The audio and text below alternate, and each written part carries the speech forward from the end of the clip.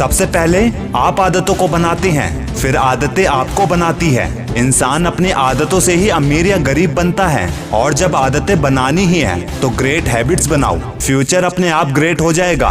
जब भी तुम्हें भविष्य की चिंता खाई जा रही हो, जो आजकल अक्सर लोगों के साथ हो भी रहा है, तब मेरी एक बात याद रखना, जहाँ तक दिख रहा है वहाँ तक जाओ। जब तुम वहाँ तक पहुँच जाओगे तो तुम और आगे देख पाओगे। याद रखना दोस्त, तुम्हें एक ही समय में आने वाले सारे कदम नहीं समझने, बस अपना अगला कदम समझो। और जब कोई अपना अगला कदम पहचानने लगता है ना, तो समझ जाओ परिवर्तन की शुरुआत हो चुकी है। क्यों सोचता है तू जिंदगी को इतनी गहराई से? मुझे एक बात बता, खुशहाल बचपन में इतना दिमाग लड़ाया था क्या? मेरे भाई, दिमाग में विचारों का ट्रैफिक जितना कम होगा, जिंदगी का सफर उतना ही आसान होगा। इसलिए अपने दिमाग को छोटा नहीं महान बनाइए। क्या होता है एक महान दिमाग और एक छोटा दिमाग?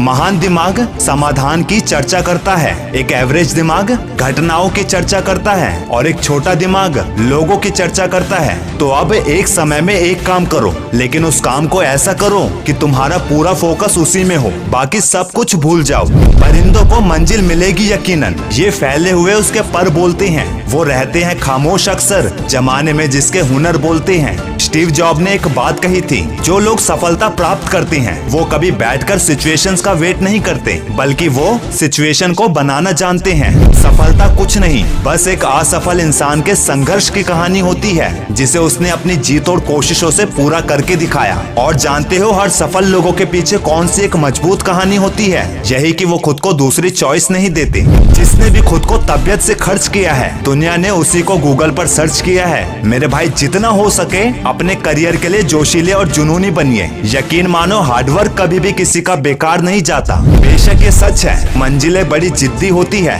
हासिल कहाँ नसीब से होती है, लेकिन वहाँ तूफान भी हार जाते हैं जहाँ कश्तियाँ जिद पर होती है। और एक बात, कोशिश हमेशा परिणाम मिलने तक करना, क्योंकि दुनिया सिर्फ रिजल्ट देखती है, कोशिशों को नहीं। अरे मिली है जिंदगी तो मिसाल बनकर निकलो ना, वरना आराम की जिंदगी तो सिर्फ चिंताएं बढ़ाती है। जब भी लोग तुम्हारा साथ छोड़ दें, तब ज्यादा से ज्यादा संभावनाएं होती है दो चीजों के होने की। पहली, तुम्हें उस काम को बीच में छोड़ देने का बहाना मिल जाएगा, तुम्हें बहाना मिलेगा लोगों को कोसने का। दूसरी, तुम्हारी हिम्मत और बढ़ेगी उस चैलेंज को एक्सेप्ट करने की, तुम्हें मौका मिलेगा खुद को साबित करने का। ध्यान से समझना, हर काम में एक बहाना और एक मौका छिपा होता है, और ये टोटली डिपेंड करता है तुम्हारे एटीट्यूड पर। जाते जाते तुम्हें आज कॉन्फिडेंस और ओवर कॉन्फिडेंस के बीच फर्क बताना चाहता हूँ। एक ईंट अगर ये सोचे कि दीवार मेरी वजह से भी टिकी हुई है, तो ये हुआ उस ईंट की सेल्फ रिस्पेक्ट, उसका कॉन्फिडेंस। लेकिन अगर एक ईंट ये सोचे कि दीवार सिर्फ मुझ पर ही टिकी है,